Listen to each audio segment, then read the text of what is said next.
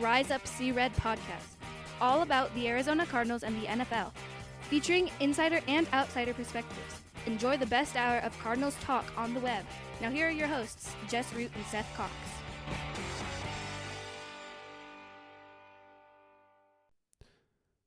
Hello, Arizona Cardinals fans, and welcome to the latest edition of the Rise Up See Red podcast. The best hour of Cardinals talk on the web. I'm your host, Jess Root from CardsWire.com, the USA Today NFL Wire site covering the Arizona Cardinals. My co-host is Seth Cox from RevengeOfTheBirds.com, SB Nation's Arizona Cardinals site, and also one of the hosts of the original Draft Breakdown podcast, and I'm going to continue plugging that show because this is the time of year to get caught up on all the draft stuff, Seth. We're on the cusp of doing draft stuff, but how is everything over on your side of the podcast? And hey, it's officially off-season work time, right? Yeah, it's been crazy. We finished offensive line, quarterbacks, running backs on the offensive side, and then we've done corners and safeties in the safety class. Thank God the Cardinals don't need a safety because this is not the year to need one. But for a team in desperate need of a corner, there's a show we recorded last week where we discussed the cornerback prospects on our Patreon. You know, $2 a month. You can listen to all those and the back catalog where you hear names mentioned in June and July about guys like Keanu Benton and others that are now getting, top 60, top 50 buzz and things like that. It makes it a little more fun to go back and listen to those and be like, oh man, good to see this guy like lived up to the hype I put on him early in the season, because you never know with these guys. But it's been fun. This is a great time of year, and we're winding down, man. We're recording on a Tuesday night, April 11th, and in 2 days. So this will be out the 12th, and then on the 13th, we're just 2 weeks away from the draft. So it's just, it's all coming to a head so fast, and getting ready to really be informal in the sense of us learning about this Arizona Cardinals staff and what they are looking for, particularly in the draft, right? Yeah, it's going to be interesting, and because there's so much uncertainty about where they're going to pick, are they going to trade? Yeah, and in this show, we're gonna touch on a few things, and then and over the next couple of weeks. So, as Seth and I do a couple of shows each week, we'll put together in many years. So we would have like extended shows where we talk about the offensive prospects, and then we talk about the defensive prospects. We're going to slow those down just a bit tonight. We'll talk about needs and scenarios and start to go through different position groups. The two position groups we're going to deal with in this show are pass rushers and interior defensive linemen. Later in the week, we will start going through the other positions. Basically, we'll have 2 shows this week, 2 shows next week, where we cover the different positions, players to know, top of the draft, middle of the draft, end of the draft, that type of thing. And then on draft week, we will do our mock draft on Tuesday. While it would be nice to do a draft reaction, so I know Seth and Justin will be doing do you guys record live? So you get kind of the reactions while the draft is happening or after the first round. But I know I will be way too busy from Thursday, Friday, and Saturday to do any recording. I might be able to do some initial reactions, but we'll have to push off like a show for us until the week after, because both you and I will be riding our fannies off over that weekend. Well, and especially and we'll talk about this the next 2 weeks, but I wrote about it today. Mel Kiper came out with his, what was it, 4.0? I can't even keep up anymore. But his newest mock draft, again, on April 11th, so about, 16 days before the actual draft. And he had the Cardinals trading down from 3 to 11. And you and I have written ad nauseum. It just feels like at this point there's there's less of a chance the Cardinals pick at 3 than they then they trade the pick, right? Like it just feels like this pick is getting traded, barring just everything falling apart, and that makes it even harder. And we're not complaining because this is actually the fun part of our job, but like that makes it even harder because now you're talking about the the trade itself when it comes down, right? We got to get on that immediately. Like we'll have it prepped, but because there's really no, like, are they going down just to 4? Are they going to get down to 5? Are they going to go to 7? Are they going to go to 11? Are they going to trade back with the Washington Commander? Like how far? And so like all of a sudden, like you can have the framework of like the Cardinals have traded the 3rd overall pick too, and then you can't fill out anything else because you have no idea where it's going. And that's what makes it fun. But like you said, that's what makes it a busy night for us. Because instead of just writing about, oh, they took Will Anderson at 3, oh, they pick at 34. Here are the best prospects available still at 34, right? Now all of a sudden you're writing about 11, and then you're 34 and 41. And then here's how the trade, lines up with similar trades over the past decade. There's all the, oh, and then this is who they drafted on top of that, right? So like all of that is going to be a lot of fun for us, but it is a busy night. Jay and I will have a first round reaction, barring anything coming up. He's in school right now, so it's been a lot of going when we can type stuff. But that's the plan, and then kind of go from there. Let's start with that then. Let's discuss briefly. Nothing major, nothing real in depth, but we have 2 main discussions that I want to react to, so that we just. Yeah. So we can at least acknowledge some stuff that have come up in the news.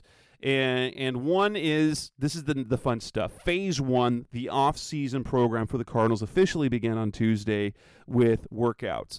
You had guys in the building.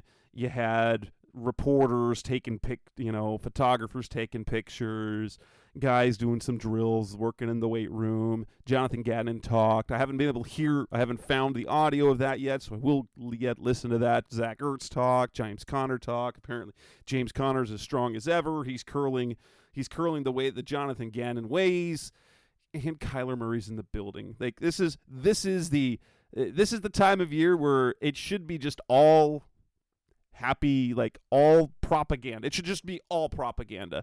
And what's awesome is that aside from DeAndre Hopkins, the distraction of DeAndre Hopkins right now, it really is. We're not hearing about the nonsense about Kyler Murray this, Kyler Murray that. He's in the building. There's a million reasons why he should do it, and I don't mean million because he gets $1 million for participating in off-season workouts.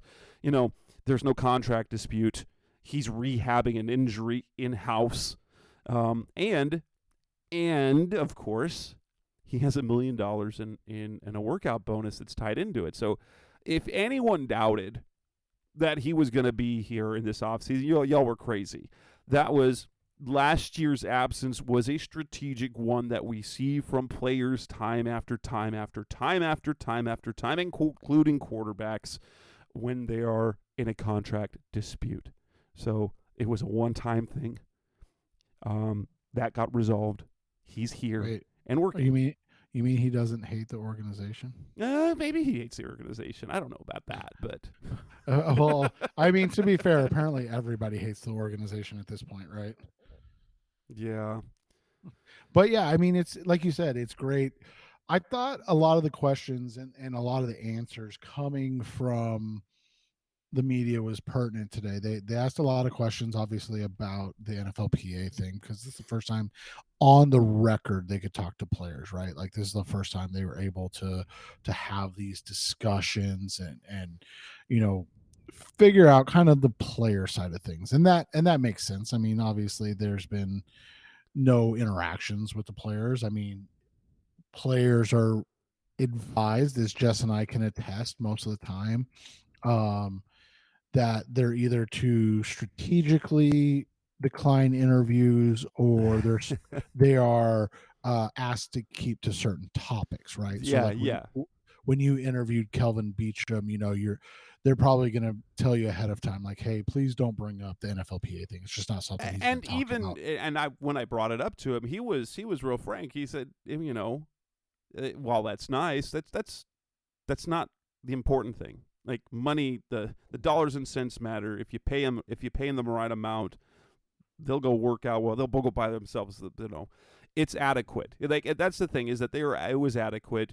We talked about is that NFLPA thing was completely strategic, and it was to pressure teams. It was like pure the pressure. Cardinals, Yes. like the Cardinals who have to improve their working conditions. So while they had and the F minuses, I will say, that was proof of that was propaganda on the other end. That really was. It was pushing a narrative. When you do something and say an F, we know that there's no such thing as an F minus. Failing is failing. You can't do worse than failing. So that sort of hyperbole, that ridiculous F minus, was pushing a narrative, which, and good for them. The NFLPA, that's what labor unions do. And because the Players Association is a popular players union, it's a popular labor union because it has NFL players, they're using their platform wisely, because they're not going to change the dollars and cents the players can, but they can push organizations and shame them into improving their facilities. Right, and as they should. I mean, that's part of their job, and part of their agenda is their their employees, so to speak, and they're representing their union in that way. So, it all makes sense. And it was good to hear Ertz talk about, they're already making strides in that direction, and maybe Ertz is just a great guy, and maybe he's lying. But I mean, what benefit is it to him for him to lie? Like, he's got his guaranteed money. Like, he doesn't have to lie. So that's what I said. Like, it's, I thought it was a nice overall, experience. Like you said, like, you got to see some of the propaganda, you got to see some of the excitement of things, but in reality, it was just nice to see that there are some different things going on, and we're seeing, this team go together. And one of the things that I thought was important, and again, Ertz talked a lot, and I thought it was really good. But he said something. I want to make sure I get the quote right. And now I can't find it. Hold on. Let me see if I can search for it. But he basically talked obviously about the situation, with regards to breakfast, right? When I came in, breakfast was ready, right? So that was one of the things that the Cardinals were, unfortunately, the only organization that charged players for their food. Whatever. Again, it is what it is. Right, wrong, or the other, that's what was going on.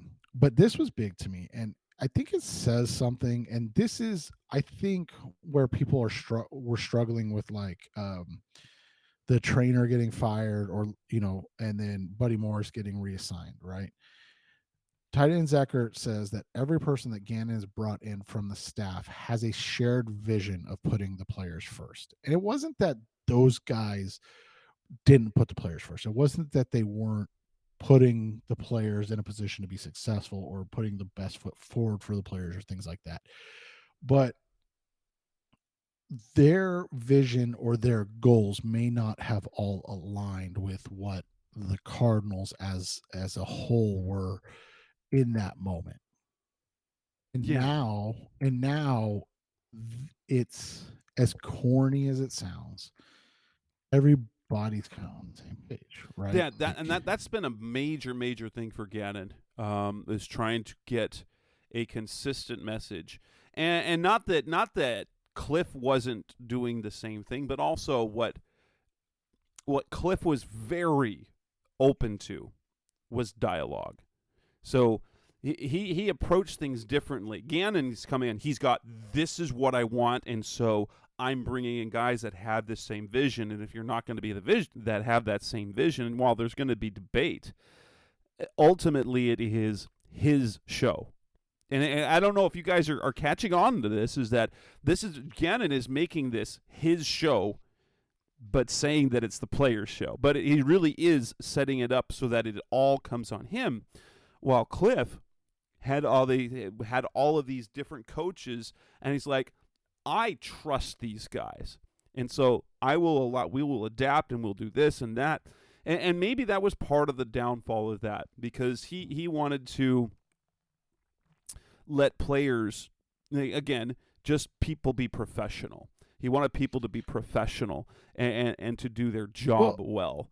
And you and I have talked about this, and we're both, in professions. I work in the medical field. You work in education. Like, we're both professionals in very, respected professions. And the reality is, there tends to be a line, if you will. And the line that tends to get crossed is how people look at themselves or view themselves in these situations. And one of the things that you see a little too often is that some people value their own worth more than the collective. And they say, well, me, this and that. And what, as cheesy as it is and as cheesy as it sounds, Gannon's biggest thing is getting this to be a we situation. Yes, that is the one thing that is. But and I think the players love hearing it, is because Gannon, at least so far, hasn't had anything. Like, he's all about players first, players first, players first. Team first, but this is all about better for the players. I don't know if we had a chance to talk about it in our last show, but the fact that, and let's praise the organization for this. The strength, the Cardinals invested heavily into. Yeah, that came out right after our show. I think it came out the Wednesday after our show. Let's look. Going back forever, the Cardinals have had a strength and conditioning coach and an assistant. And then with Bruce Arians, they also had Roger King. So there were only 3 guys on their entire staff in the organization. There were about the strength and conditioning, injuries, and all that. And you have the medical side of the trainers. But the Cardinals changed things up. This is Jonathan Gannon. And so they went from having simply Buddy Morris and Mark Naylor. That's it. They were in charge of that, and then Buddy would report to Cliff. Now they have, and this is so, let's be clear, Buddy was not promoted. He was given a different title and a different role, but while he gets the senior reconditioning coordinator, where he was the number one in charge of strength and conditioning and spoke directly to the head coach. Like, he answered to Cliff. That was his job. Now, he works under Evan Marcus, the new strength and conditioning coach, under his direction, who is underneath the director of football performance, Shay Thompson, who is the guy that answers to Jonathan Gannon. But they now have a staff of 8. They have a director of football performance. They have a new strength and conditioning coach. Buddy will be dealing more with coming back from it, reconditioning. That's basically rehab and coming back to football activities. Then you've got, Mark Naylor returns. You've got 2 other assistants, and then you've got an assistant who is also over sports science. You have an entire new department that, so whether this was an answer to the NFLPA report card or simply something that Jonathan Gannon knew that he wanted to have improved, they are showing to the players, hey, this part of football matters a lot. And that's a big change because, as far as I can remember the Cardinals, and with Bruce Arians, they had one extra guy, Roger Kingdom, who was a speed guy. He was the speed coach. Then you had Buddy, and then before that, the guy that was before Buddy, and then they had an assistant. That's it. So 2, 3. That was it when it came to strength and conditioning. Now you have an entire team of guys that are not only over strength and conditioning, they also have a part on reconditioning and rehabbing, and you also have sports science. That's what I was gonna say. I think the biggest one is the sports science, because one of the things that they got negatively graded on in their, I think it was a B minus or B plus, which was one of their highest grades, right? In that NFLPA situation, was um that things weren't individualized. And that is a heavy, heavy, heavy thing in sports science right now, is the individualization of workouts, diet plans, all of these things. And to see that not be something that the Cardinals were doing, when you consider that they were also, charging for food, they were also not providing great food for people, in that sense. Um, that was actually one of the complaints about the food, right? Was that it was just bad. Um, all of that makes sense, that they would try to rehaul and redevelop and invest in bringing in guys that are going to um, change the product and the way things are approached in that sense. Let's talk a little bit. I don't want to go delve too much into this because it deals with the whole allegations, everything, and that's Pro Football Talk acquired a communication from Ron Minegar, the former former COO. If you remember him from a few years ago, he worked with the team for 20 years, and then early 2019, not long after Steve Keim had his DUI arrest, Minegar also had a DUI. And ultimately, he resigned and left the team. Some things in a communication, basically leading up to his resignation, communication with owner Michael Bidwill, it was shared with Pro Football Talk, who then shared it online, confirms or corroborates some of what Terry McDonough is saying. Nothing about the cheating and the burner phones, this or that. But it does lend itself, it does give a second witness to Michael Bidwill's interactions with employees, which says that Bidwill, who used to be a smiley, happy guy, has developed into a miserable man, who is unhappy with the state of the team, how things are going, for whatever reason. And Minegar said as such. Basically said he's miserable when you bring it to work every day and everyone feels that misery. And if you look at the timeline of that, he communicated that at the end of 2019, which happened to be it was just a couple of months after Michael's father, Bill Bidwill, died.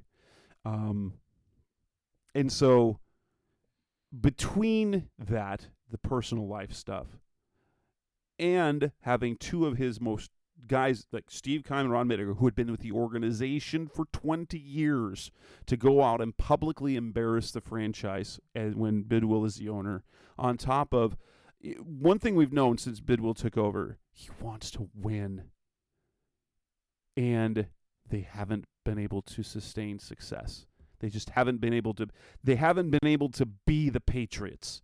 And I think that really, really, really gets under his craw a bit, and it's kind of made him get more bitter.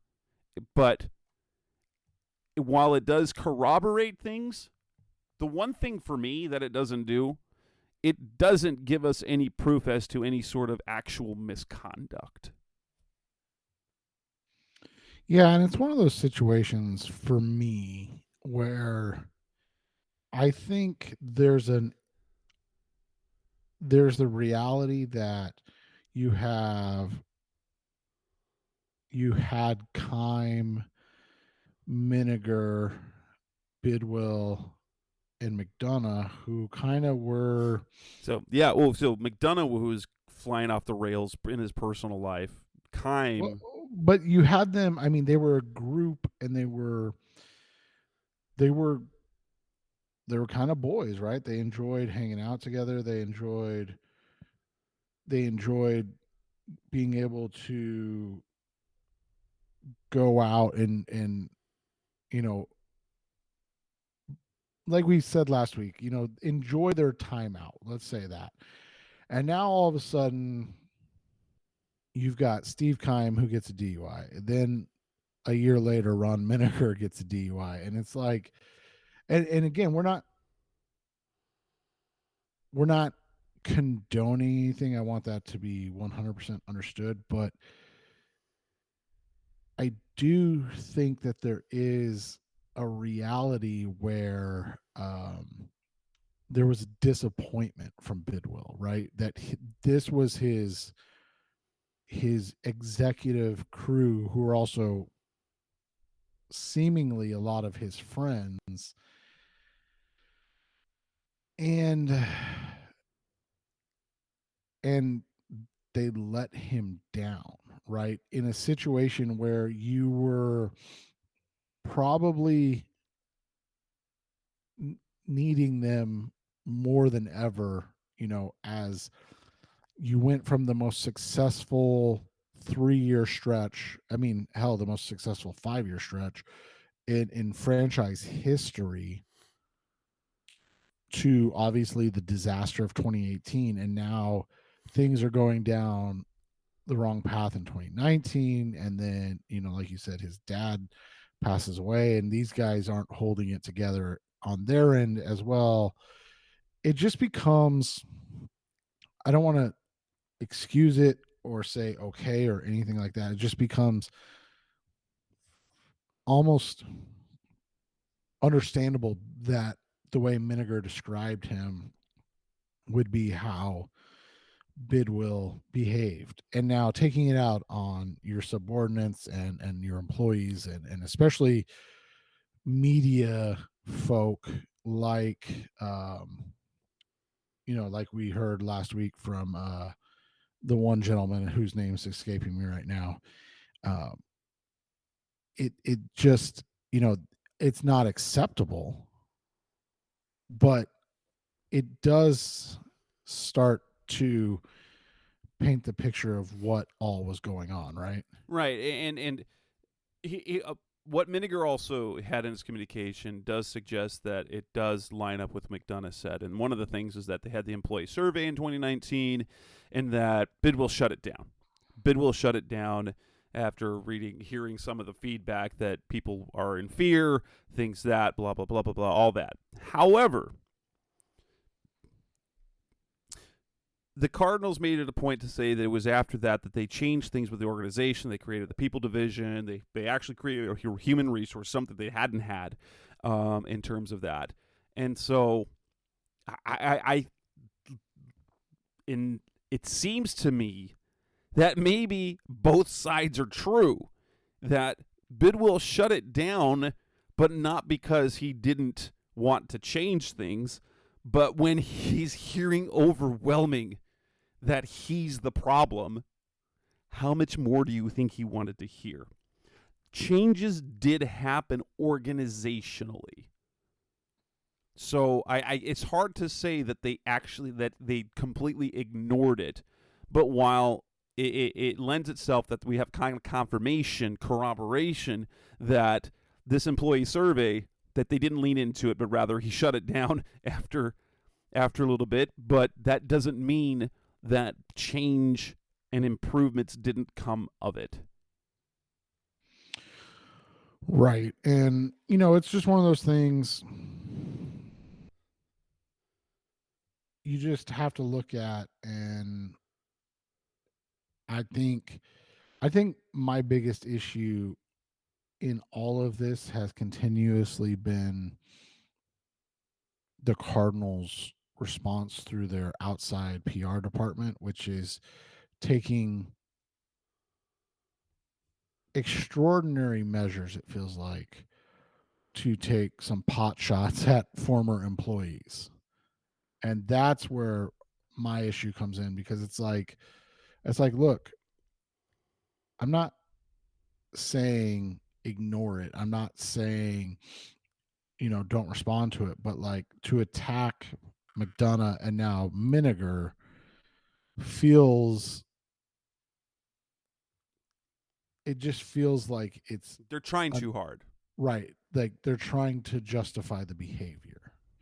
And it's like, instead of that, why don't you just respond and say, these out, we disagree with these allegations, and these are the reasons why, but to attack McDonough and Minegar in back to back outside PR stuff is an interesting way to go about it, and kind of shows sometimes the overall delusion of what's going on, because it's like, instead of reading the room, you're trying to spin it like, I'm not a bad guy, like, let me explain to you why. And it's like, no, you don't need to explain to anybody why you're not a bad guy. Just don't respond. Like, just stay out of, like, just stay out of the mud, so to speak. Yeah.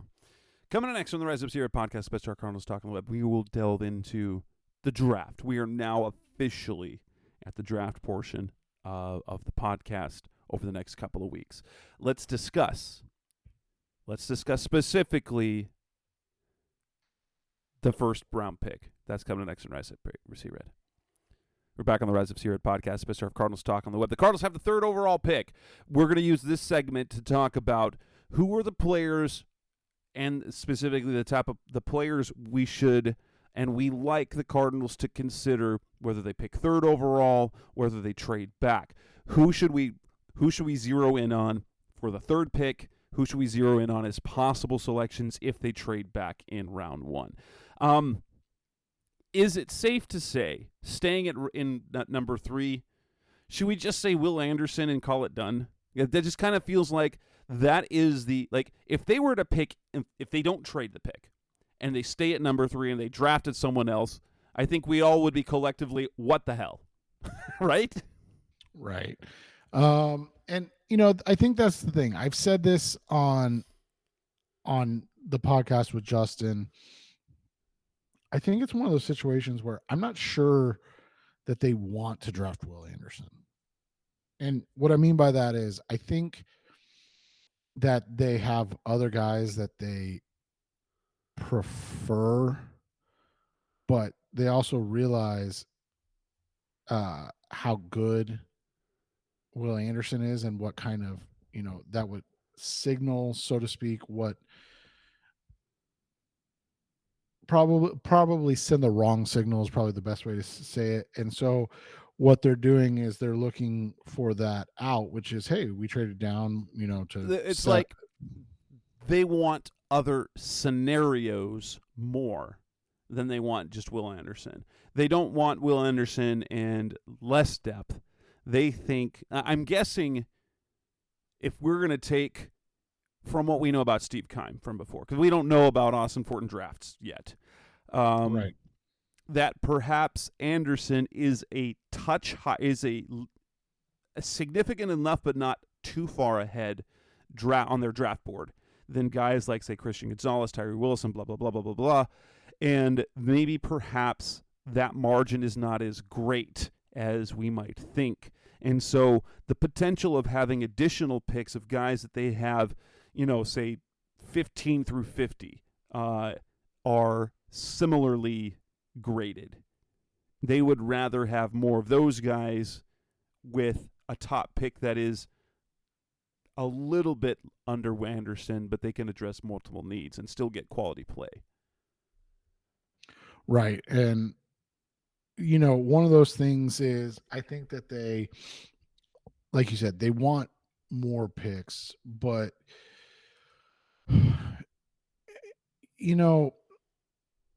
sometimes you just take the best player and you walk away. So it'll be interesting to see where their comfort zone is. I think if I had to guess, their top 3 players that they'd like to take are Tyree Wilson, and then 2 corners that we'll discuss at another time. And so that makes it interesting, right? Because obviously Will Anderson's the top guy in the draft, top non-quarterback. But, Wilson's an interesting guy to look at. My biggest concern is you have a guy that wasn't overly productive in the Big 12. He was analytically productive, but not statistically productive. And then he is an outlier in terms of size, right? He's over 6'6", 270 pounds. Ridiculous arm length. Yeah, super long. Good strength. Didn't do any testing, which is always concerning to me. But from what Daniel Jeremiah says, he was expected to like run and jump out of the stadium. And so, like, I think his high end comp is somebody that we are all a little familiar with, and that's Chandler Jones. A guy that came in at 6'5", 266 pounds, same arm length type of thing. And again, Jones was like a 4.87 guy. I've read that Wilson was probably a high 4.7, low 4.8 guy, and he had good jumps, as Jess alluded to. So he was, he had great jumps for his size and speed, and so, and then a good, a near elite 3-cone, which is important in pass rushing. So those things all kind of worked out. And interestingly enough, Jones benched 22 times. Wilson was 23. So again, like a lot of similarities in that. And I don't think that's a bad. I mean, obviously that would be fantastic if he got to that level. I think that's something that Jess and I always talk about, or sorry, Justin and I always talk about, is understanding that that's a high end, right? Like that's obviously dream scenario, best case. Like you're talking a Hall of Fame level player. Like those are not realistic expectations. But let me throw a name at you that is not going to knock anybody's socks off. And I think this is where things get, things get a little iffy. But I think a low end projection for him would be something like Dietrich Weiss. So a guy that's been in the NFL now for 6 seasons. Took him about 3 years to become a starter for the New England Patriots. A little bit different. They took Weiss in the 4th round overall. Kim's in at 6'5", 275. Same type of arm length, 35 and 5/8. Again, 40 time, not important in this, but he had a great broad jump, like elite level broad jump, and then really, really good 3-cone and average vertical. So, and again, 22 reps on the bench. So right in line with that. He had 7 sacks last year, has 24 and a half in 6 seasons. Like I said, not great, but if that's your low end, you're probably happy. Obviously we don't project these guys as busts, so that's a big thing. But let me throw out one name that he could be like, and somebody that was taken extremely high in the draft as well, that made a Pro Bowl, had 2 10+ sack seasons, was pretty good, and that was Ezekiel Ansah, taken 5th overall, came out 6'5", 275 out of BYU, correct? Correct. A guy who hadn't played a lot of football, who had a lot of upside. Is Wilson's the same scenario? He got into football late, didn't he? He did. He's older. I think he's going to be. I want to double check, but I think he is going to be 24. Oh, he'll be 23 this year. He'll be 23 in May. So, he's older. We talked about it, not overly productive in college, in terms of, raw stats. So an interesting, so you have that range of outcomes, right? You have Dietrich Weiss, just a solid defensive end, but slightly better than just a guy. Right. A quality starter. Let's put it that way. Like a guy that you're always looking to upgrade, but like you're not going to lose games because, then you have Ziggy Ansah, who was a high level producer for a couple seasons, but, never really like sustained success. Because remember, I mean, we're talking about through a 5-year, that his first 5-year window in Detroit, I mean, 44 sacks in 5 seasons. If you're getting nine sacks a season, that's It's not too bad. fantastic. It's not too Yeah, bad at all. that's really fantastic. And so, that's what you have to look at. And that's one of the things that you have to understand. Like if you're saying, and this is something that we're seeing more of right now, if you're saying Will Anderson is not, on the level of like Von Miller or Nick Bosa, right? Like he's not that level. But like, could he be like a Khalil Mack level where you're talking about a guy who, obviously he won a defensive player of the year, but like his career high in sacks was 15. Like, and then, as he got older, it tailed off. Like been a great player, but would you put him up there with Von Miller? Like, who, let me see here. Von Miller's production is ridiculous, and he lost most of his season with an ACL tear.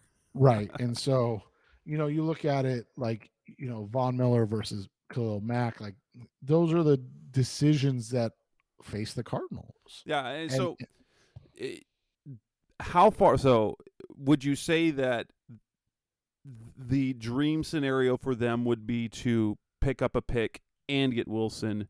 And interesting to note is you use the Ziggy Ansah comp is to remember who is the assistant general manager for the Cardinals. That would be Dave Sears, who was the director of college scouting since 2017 for the Lions, who drafted Ansah, right? Yeah. So, I mean, you look at it, you've got a guy in Wilson. Like, if you move back, I don't know if you can move. Here's the interesting thing. The rumors are you probably can't move past Seattle, because Seattle allegedly likes Tyree Wilson. And that'd be interesting. But even though in Kuiper's draft on Tuesday, he had Wilson fallen all the way to number 11. And I think that would be ideal, right? That would be, if you had to pick, kind of what Kuiper has is almost a perfect draft, except they don't get any offensive linemen in round 1 or 2. You end up with Tyree Wilson. You end up with Quentin Johnston. So you get a high-end receiver, and then you get a kind of a stud interior player in Madison Smith. And the nice thing is in that scenario, because I went through it, there's only 2 picks, and then you can draft Luke Whippler, who was available still. So, yeah. That would be, I mean, if your first 4 picks and you added a first-round pick in 24 and 25, and so, and the thing that's really fun about the Titans pick for 2024, Titans could be terrible. Right. They could be terrible in 24 and 25 if they're trading up and they miss on this quarterback, right? Right. Especially since they're trying to get rid of Derrick Henry too. So yeah. So aside from the 2 guys, Will Anderson, we're going to assume that staying at 3, Will Anderson's the guy. Tyree Wilson is a guy of interest. I have to figure that there's 2 cornerbacks that are kind of the top of the list. Would that be Christian Gonzalez and Devon Witherspoon? Yeah, and so what about Joey Porter?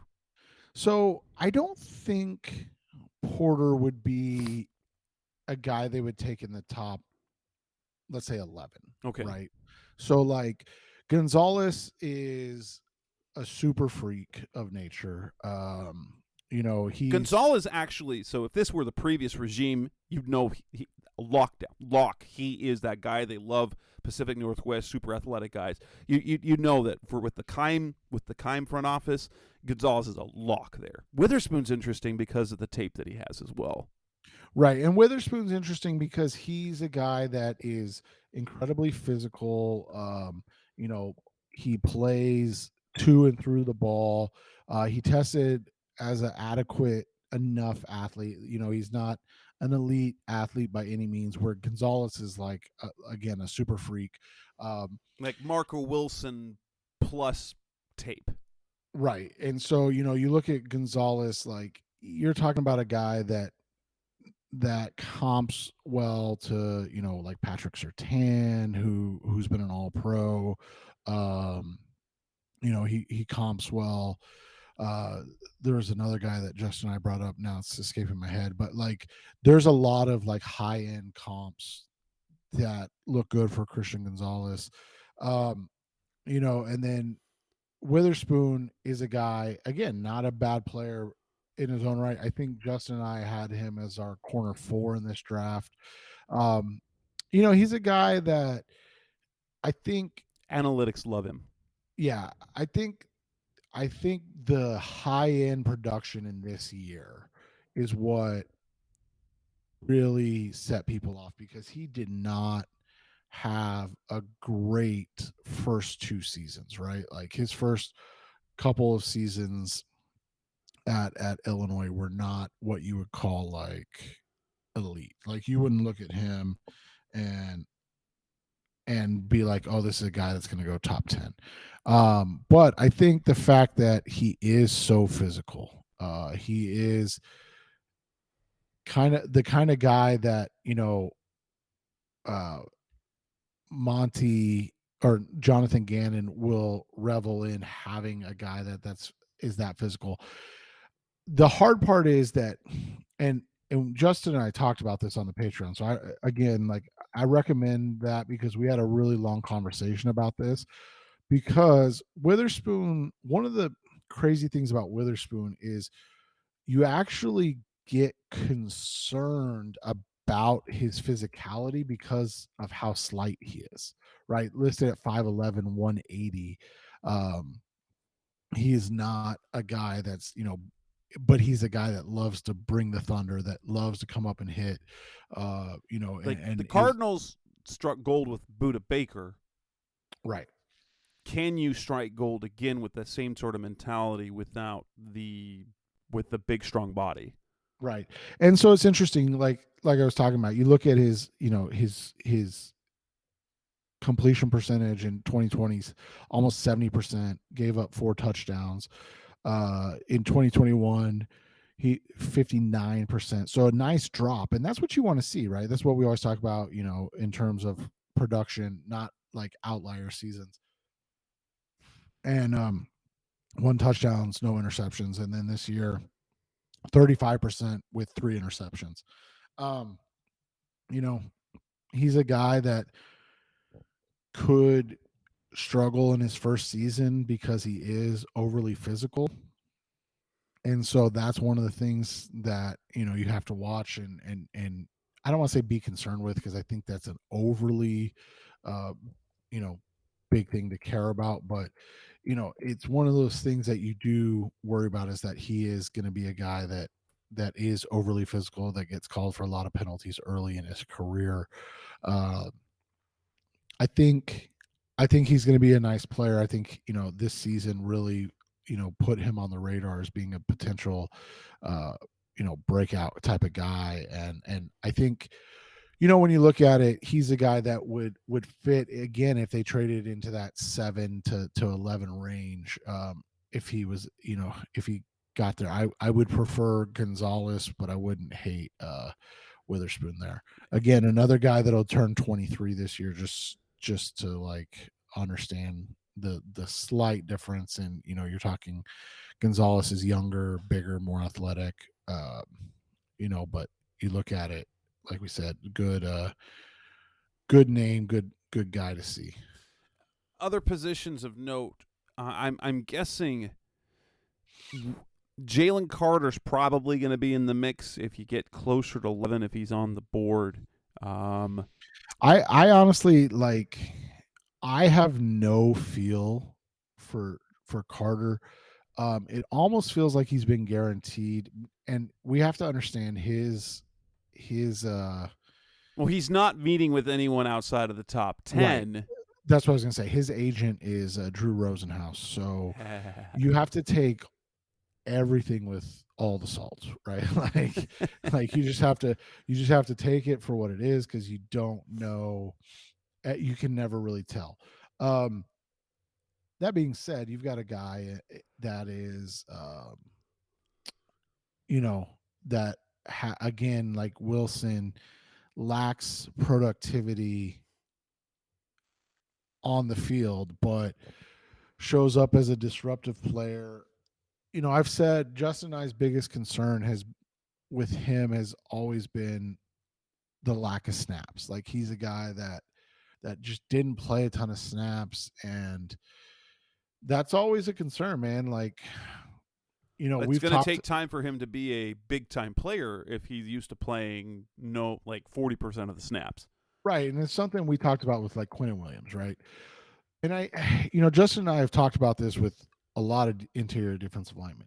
I think people overvalue them early in their career. And so you look at like Quentin Williams, right? So he was drafted number 3 overall after Kyler and Bosa, and took him 4 years to really become an big time impact defensive player.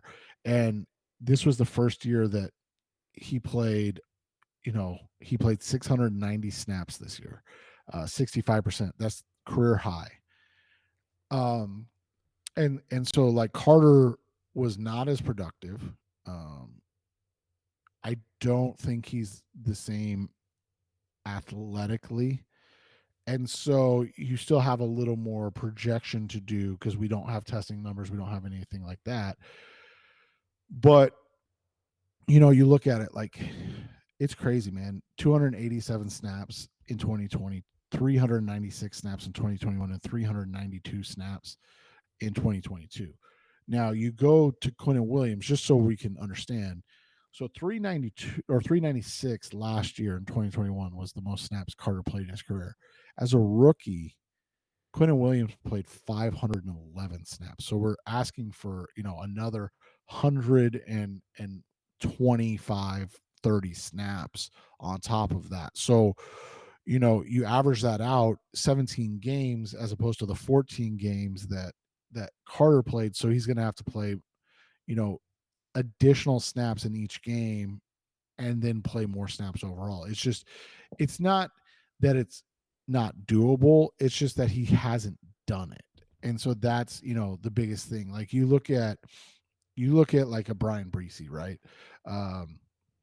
Breesy in his freshman year played 430 snaps. And then coming off an ACL injury and then missing 1 or 2 games due to the loss of his sister, he played 330 snaps this year. And so it's just a different, the rotation, the ability to stay fresh, all of that played a huge benefit to what Jalen Carter was able to do and why he was able to be very analytically productive. The question is, how fast does that translate? If we look at other positions, possibilities in the top 11, we figure that the Cardinals will probably pick 3, 4, 7, 8, or 11. And in my opinion, I know they've had 6 teams call in.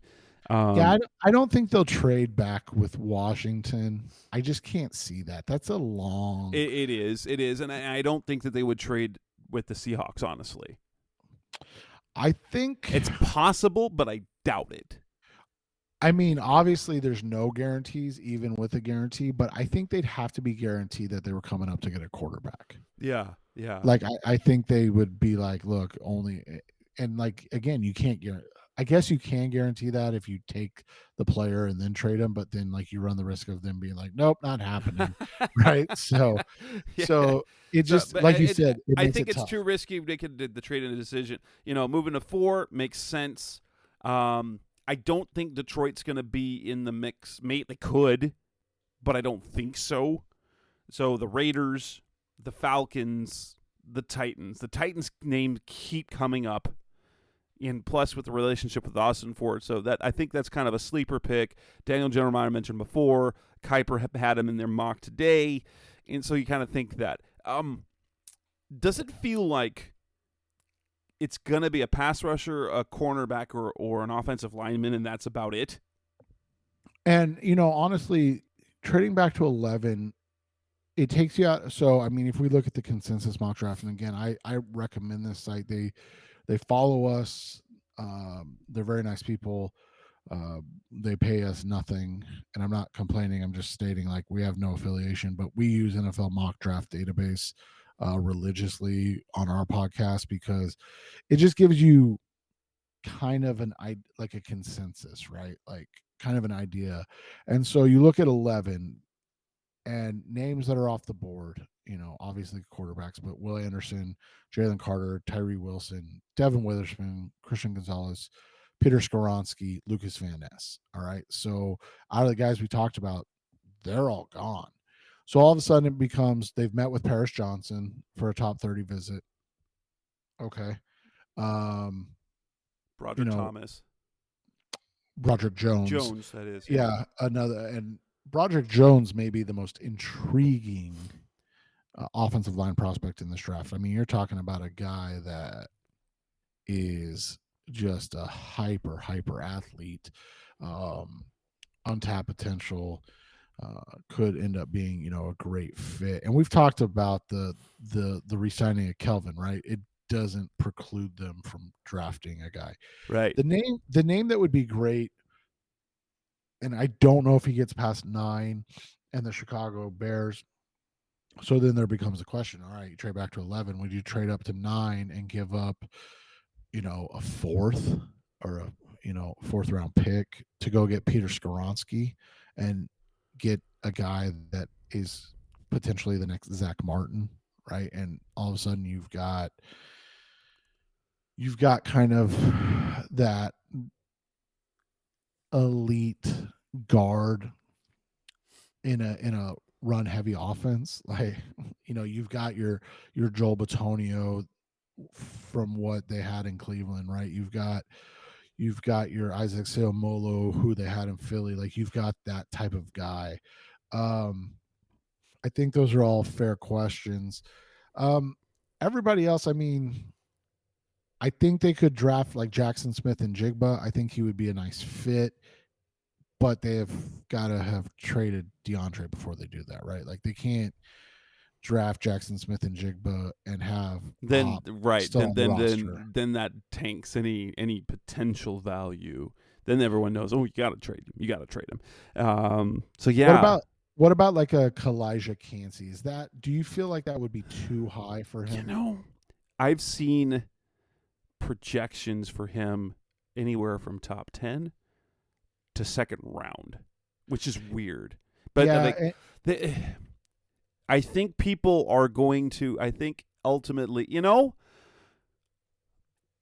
because he does physically comp to Aaron Donald.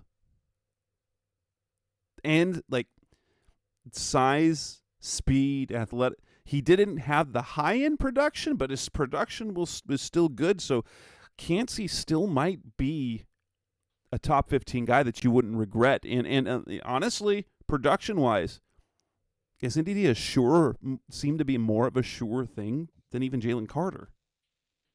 Yeah, definitely. And you look at him, like you said, he's got some high-end comps that are tough to overlook, and especially like Justin likes to call the helmet comp, right? Because Aaron Donald went to Pitt, Cansey, Pitt. They're built kind of the same. Their athletic scores were similar, but Donald he plainly was more productive in college.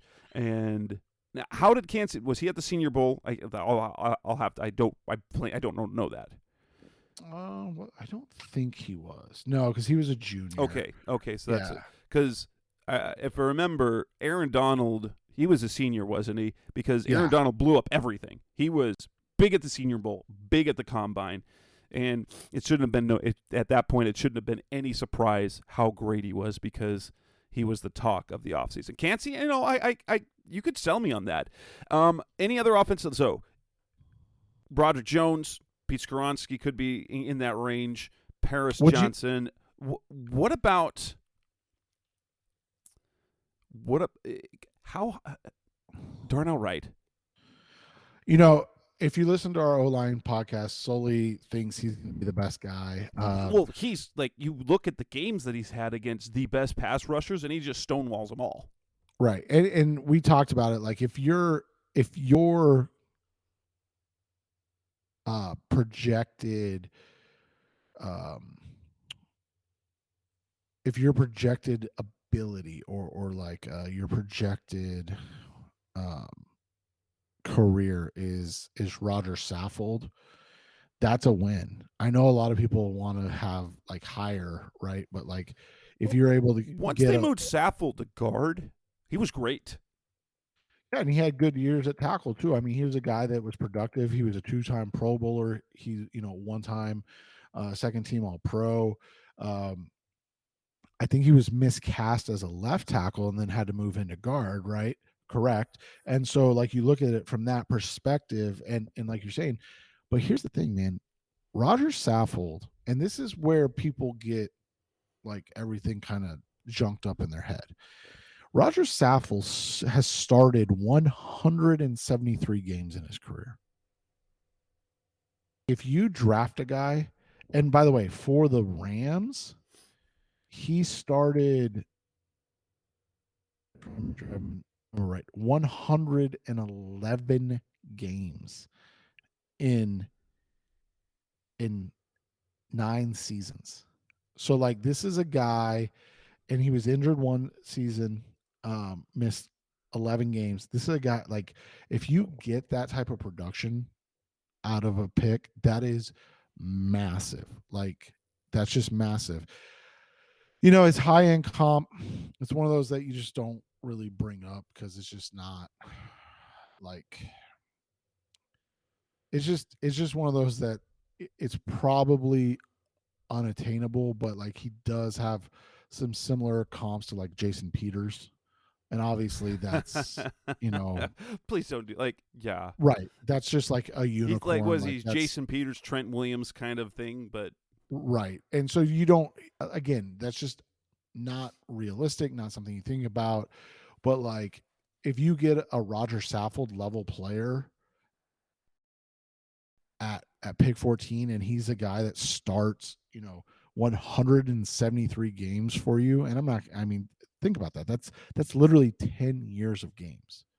Like that would be huge. I think he's elite in a lot of ways, and I think he's a guy that you bring in and you don't worry about that right tackle position for a long time. And again, that's something that they should look at. When you look at it, names I would not want to see at 11. I mentioned Smith and Jigba only obviously if Hopkins is gone, right? Nolan Smith, love the player at 34. I'm fine with it. I keep seeing Nolan Smith top 10, but I'm like, dude, why? Yeah, I mean, you're talking about a guy, that elite level athleticism. The Hassan Reddick comps are real. Um, but I think that overlooks the fact that Hassan Reddick put up massive numbers. Well, he He- played as an edge.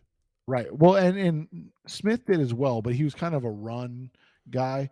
And, I want to say his highest year in sacks was like 4.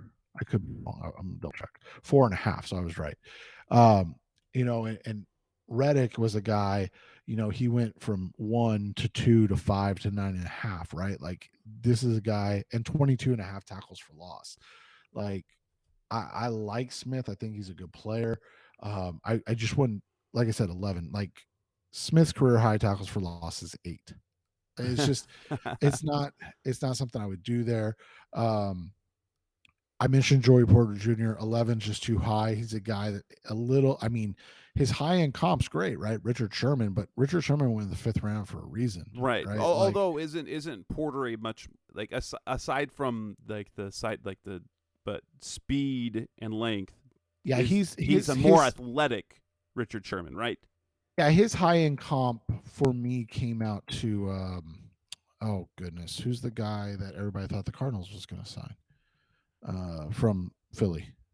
James Bradbury. Oh, Bradbury. Yeah. James Bradbury, who 6'1", 211, 4.5 40, which is right around. Porter was like a 4.46, 4.48. I can't remember.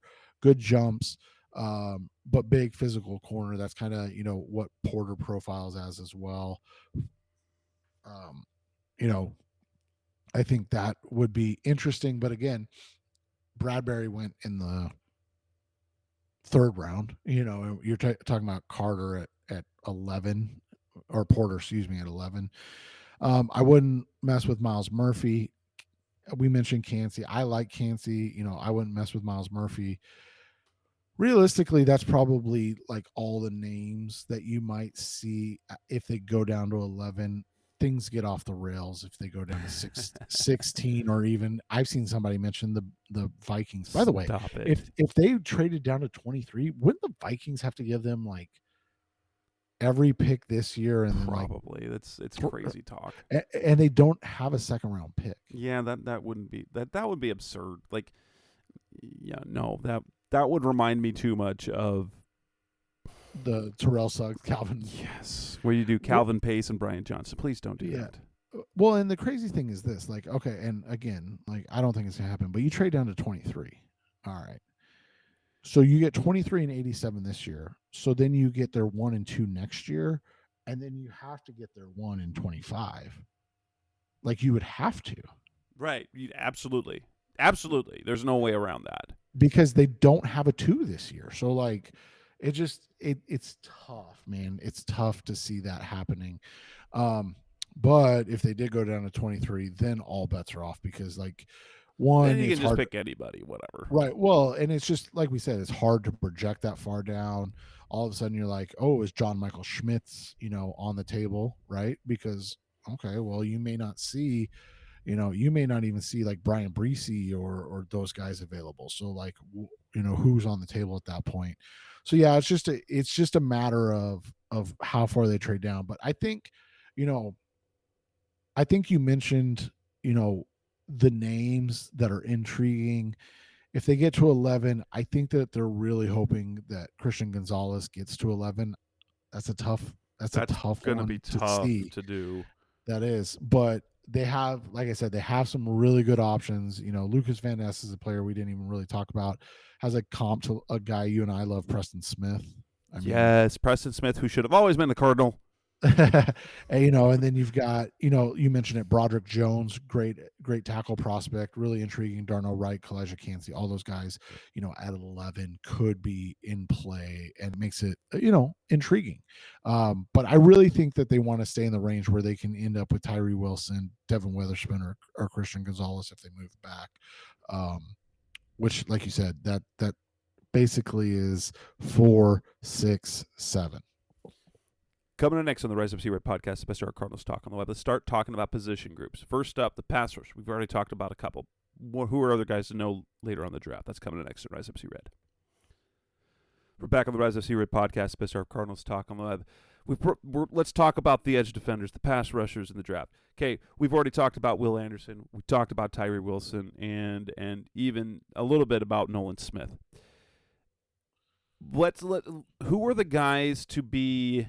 Who are the guys in round 2 and then beyond to know? I know in my network mock draft, because I traded back, I went corner round 1.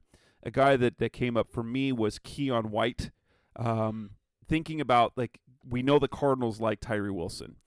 And so I was looking at a guy that physically kind of has the same sort of big, long, has some positional versatility, kind of like Cameron Thomas.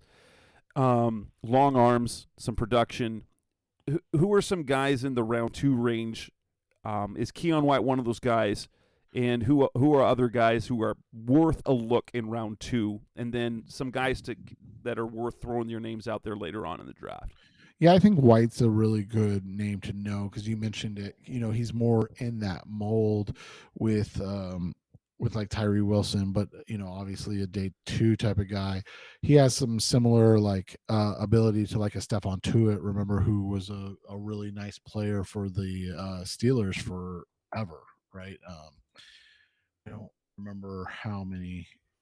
And then disappeared, with some ailment. Right. Yeah, and I mean, you're talking about a guy that, again, not huge numbers, but average 5-6 sacks a season. That's kind of what you're looking for.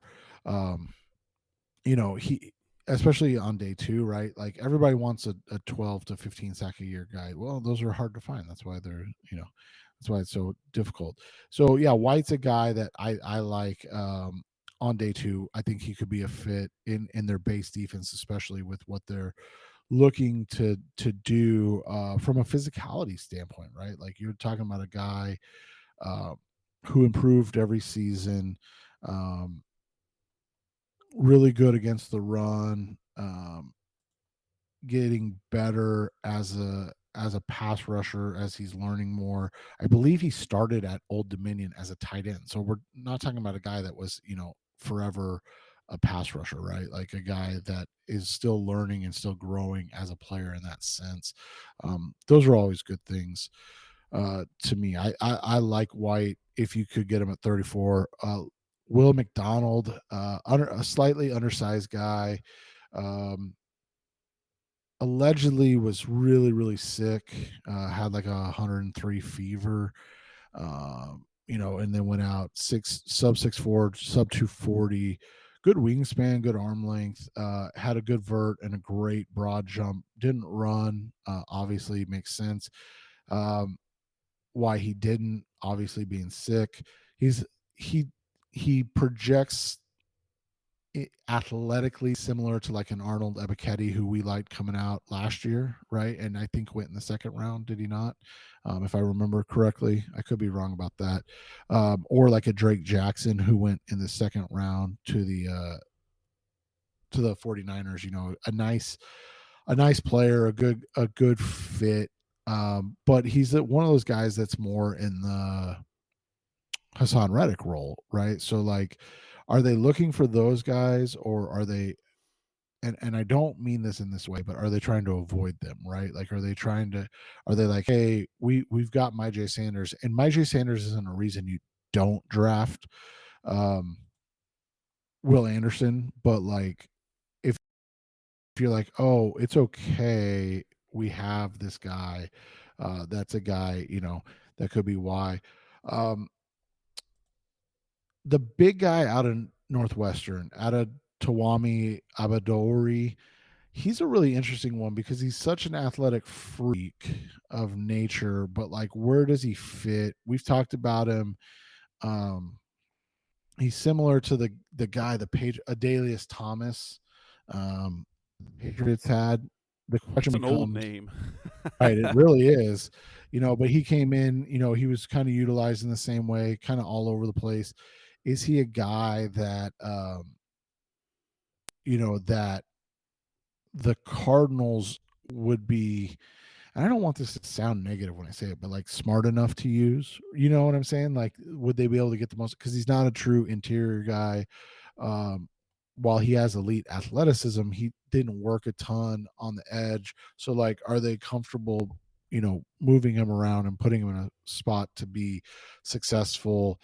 Um, a name that I'm confused why it's not getting more love is Isaiah Foskey out of Notre Dame.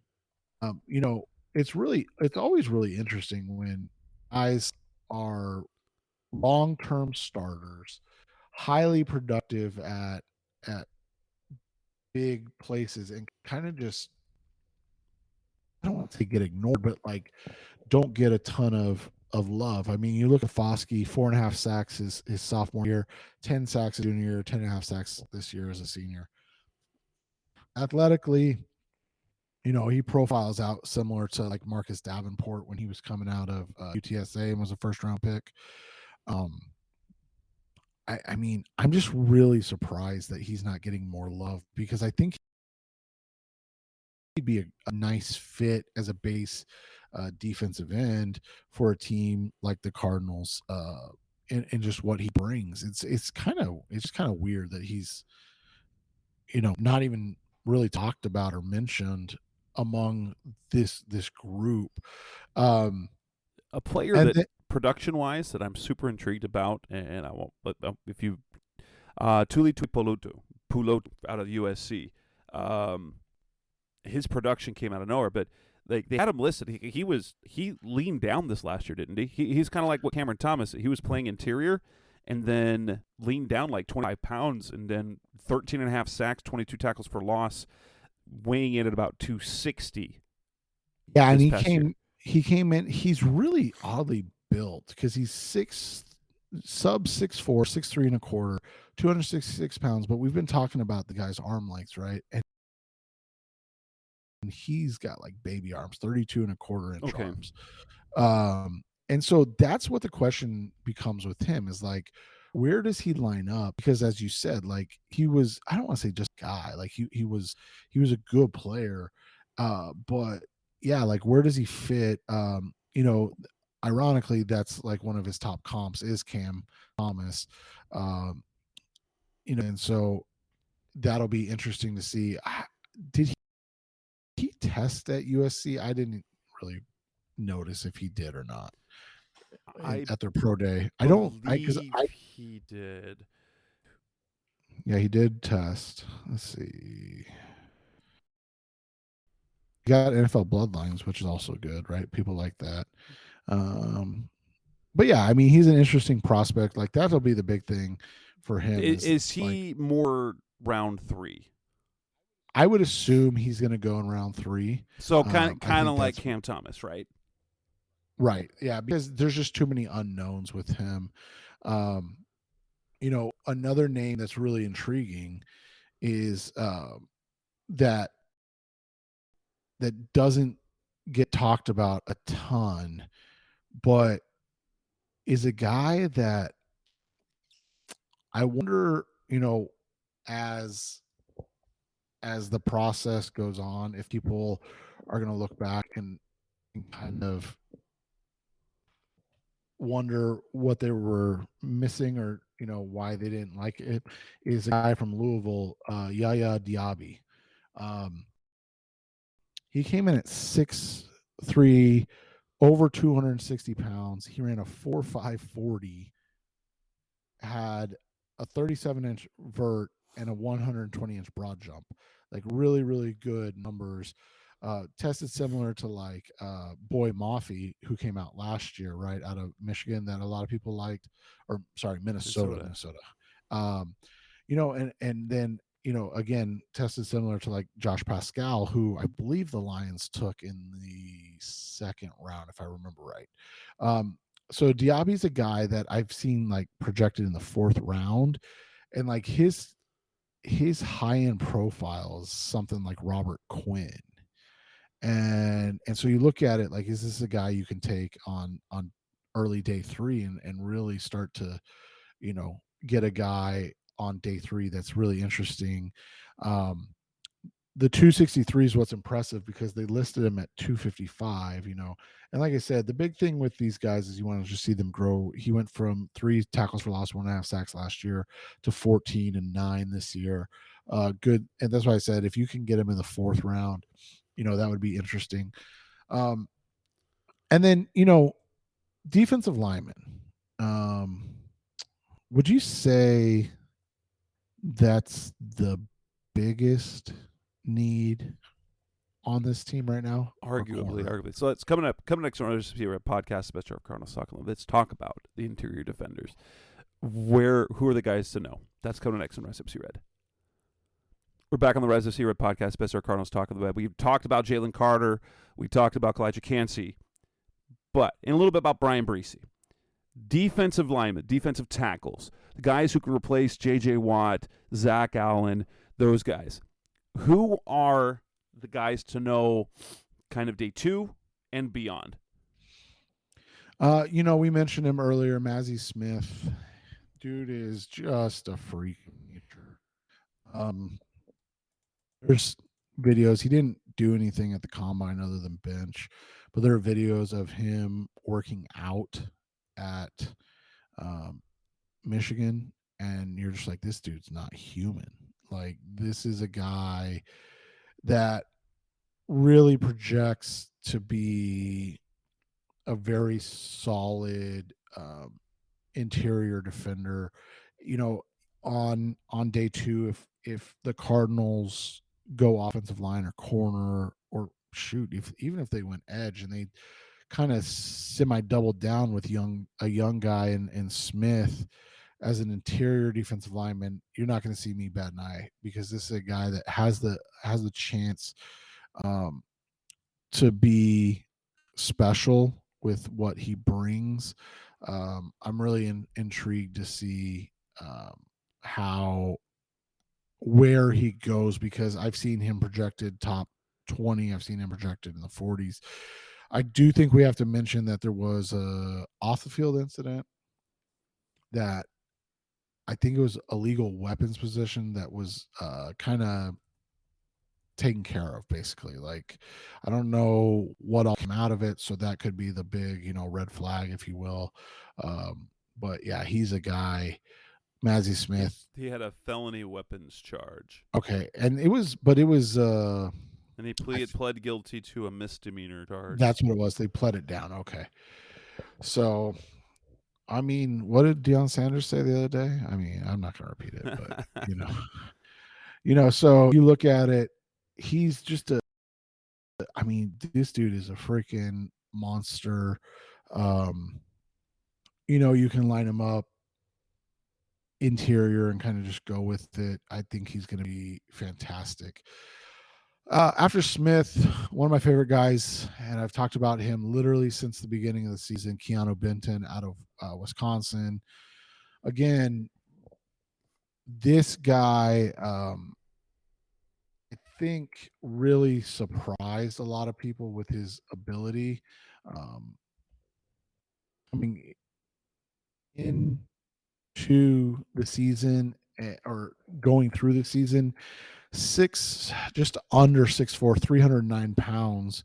But this dude had an elite broad jump and an elite three cone. And it shows in his playing style and the way he moves. Um, I think he's a guy you can get on day two, potentially even at like a 63, 64, whenever their next pick is. I always forget. Sorry. Um, their third round pick, whatever it is. And if he makes it there, and he could be a guy that comes in as a day one starter. That's the kind of ability he has, and what he's able to do. Um, he and again, he's a guy that lined up in the A gap, in the B gap. He's done a lot on the interior. He's got really, he's a guy I think that would continue to improve as a pass rusher and get better. He had 6 sacks this year, and just like kind of grow in that way. Um, Another guy that I love that I don't think gets talked about enough. And I'm really intrigued on where the NFL sees him, because I don't know if he's a nose tackle only or what, but Jared Clark out of Coastal Carolina is a guy that I really, really like. Um, he's a a little undersized at 6'3" and 335 pounds. But this dude, he actually had an above average three cone at that size, um, which is insane. You remember pot roast? Yes. So yeah, pot roast night, and similar style to that. Or like who's the big guy with the, I think, the Bengals now, but it might be the Texans. DJ Reader, the interior guy. He is with the Bengals. See, I can Yeah, remember. he was with Houston and then went to Cincy. Okay, yeah, and he's a guy. Again, similar type of style and play. Like, they're just big dudes in the middle of the field that they dare you to move them. I think he's more of like a fourth round guy. A guy that I've started to watch a little more of, because he's getting a lot of love, is Gervin Dexter. Again, these guys are just so big this year, man. Like, Dexter came in at just a shade under 6'6" and 310 pounds, and then he ran a 4.88 40 and had a 31-inch vertical and a 110-inch broad, which are like over the 70th percentile for each. Like, he's just a big dude. I think he can play anywhere on the interior of the defensive line. And we talked about snaps. This is what I kind of was alluding to, right? This is a dude that played 682 snaps this year. That's like 2 seasons of plays for Jalen Carter. And I'm not saying this guy's as good as Jalen Carter in any way, shape, or form. But Like, he can be on the field. Right. That he's already been on the field that much. And then there's a bunch of guys that are on day 3 that are really intriguing. Zach Pickens out of South Carolina.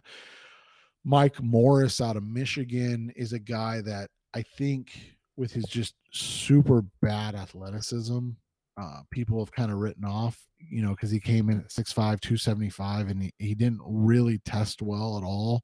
But, you look at it, he's got similar numbers to like a Michael Bennett coming out of Texas A&M. And again, I want people to understand this when I say this. That's not a bad thing, but we also do have to remember that Bennett went under, I believe. Yeah, he did. Okay. So, but he had, he ended up being a really, really good player for a long time in the NFL. But yeah, I saw, like, I wouldn't give up on a guy like Mike Morris right now, but if you got him on day 3, I think it would be a really good fit. And then one last guy, a local guy, Nesta Jade Silvera, undersized, 6'1", but a good kind of sturdy base at 304. And a guy that I think can get snaps in the league as a rotational guy. I don't think he's a guy that's gonna, play every down or play a lot. But like, he's a guy that can be in a rotation, and guys like him, Moro Ojomo, those guys on day 3, like I mentioned, Zach Pickens, those type of guys on day 3, that's what we've seen a lot of for the Cardinals. But now they got to get them that stay healthy, right? Or that can make plays. So those are the things that you can look at. But yeah, I think there's a lot, like the defensive interior. If the Cardinals didn't need corners and so badly, like, this would be the year to double dip at defensive interior and take like a Mazzie Smith at 34, and then come back and grab like a Byron Young with that comp pick, the kid, or like a Zach Pickens, Who's the kid out of Oklahoma that you guys talked about athletically that would be a really fun, that you think productively, athletically would be really good in the pros? Jalen Redmond. Yes, Jalen Redmond. Jalen Redmond, yeah, you mentioned it, 6'2", 290, but he had 4.81, had a 34.5-inch vert. He's the perfect kind of defensive lineman, like you get with value late in the draft because of the athletic part to it. Right, and you look at it like a great comp for him. And again, like, names, people don't like when you just give out like guys that were just really good. They're like, wait, I want somebody that's great. But like a Mike Neal, do you remember Mike Neal? Vaguely. For the Packers. Yes. Yeah, so like a guy like Mike Neal. Interestingly enough, we talked about Redmond in the same way. Is like, Neal came out of Purdue at 294 and then slimmed down to play linebacker. So it'll be interesting because of how athletic he is, where teams will take a Redmond and what they'll expect of him.